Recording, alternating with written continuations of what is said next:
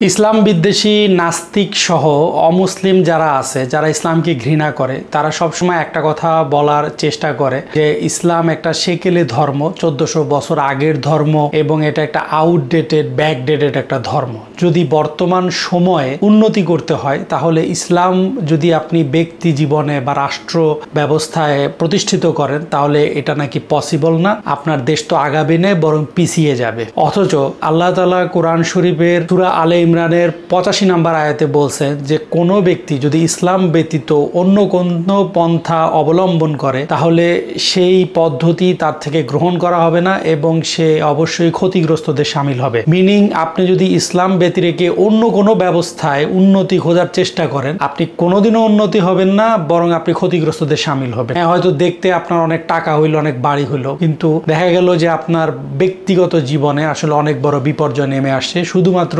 ইসলামকে অমান্য করার কারণে। তো ইসলাম প্রতিষ্ঠা করলে একটা সমাজ ব্যবস্থা যে এগিয়ে যেতে পারে বা একটা দেশ যে উন্নতির চরম শিখরে পৌঁছিয়ে যেতে পারে সেটার একটা অনন্য উদাহরণ তৈরি হয়েছে কিশোরগঞ্জ উপজেলায়। আমরা সবাই জানি ইসলামের একটা অন্যতম ভিত্তি হচ্ছে যাকাত ব্যবস্থা। দারিদ্র বিমোচনে যাকাত ব্যবস্থা অতুলনীয়, এর থেকে বেস্ট আসলে কোনো ওয়ে হতে পারে না। কিন্তু বর্তমান সমাজে যাকাত ব্যবস্থা আসলে ওইভাবে প্রচলিত নাই। অনেকের যা যাকাত আসে তারা ওই শাড়ি লুঙ্গি এগুলো দিয়ে আসলে পূরণ করার চেষ্টা করে, খুবই সামান্য দিয়ে। তো কিশোরগঞ্জ জেলার সদর উপজেলার দানাপাটুলি ইউনিয়নের চাঁদেরহাসি গ্রামে 2003 সালে মাওলানা হেলাল উদ্দিনের নেতৃত্বে একটা যাকাত ফাউন্ডেশন করা হয়, যার নাম দেওয়া হয় দারিদ্র বিমোচন ফাউন্ডেশন। এবং এই ফাউন্ডেশনের মাধ্যমে উনি ওই গ্রামের সবার যে যাকাত সেটাকে একত্রিত করতেন এবং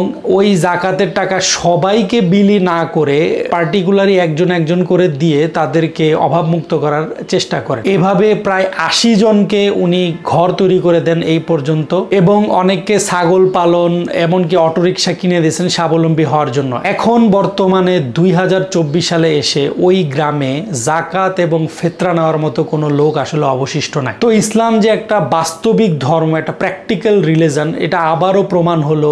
দুঃখজনকভাবে এই মাওলানা হেলাল উদ্দিন সাহেব উনি আমাদের মাঝে আসলে নেই, কিন্তু ওনার এই অবদানের জন্য আসলে ওনারকে মরণোত্তর একটা রাষ্ট্রীয় পুরস্কার আসলে ওনার আসলেই প্রাপ্য। এবং উনি অনন্য দৃষ্টি স্থাপন করছেন যে ইসলাম প্রতিষ্ঠার মাধ্যমে এই 21শ শতাব্দী এসেও যে মানুষ উন্নতি করতে পারে। তো কাজেই যারা এখনো মনে করেন যে ইসলাম দ্বারা আসলে উন্নতি করা পসিবল না, তাদের জন্য একটা হোমওয়ার্ক রইল। সবাই ভালো থাকবেন, সুস্থ থাকবেন। আসসালামু আলাইকুম রহমতুল্লাহি ওয়া বারাকাতুহু।